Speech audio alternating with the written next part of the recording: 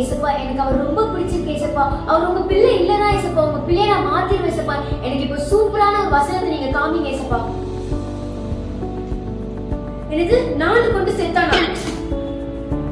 தாறுமாறாக ஓடுகிற பெண் ஒட்டகம்யா. என்ன ஏசப்பா, இப்போ நான் பஸ் ஸ்டாண்டுக்கு போவோம். அவர் அங்க இருந்தாருன்னா உங்க சித்த எனக்கு வேண்டாம் ஏசப்பா. அந்நிய நுகத்தில் பிணைக்கப்படாதிருங்கள். Be alert!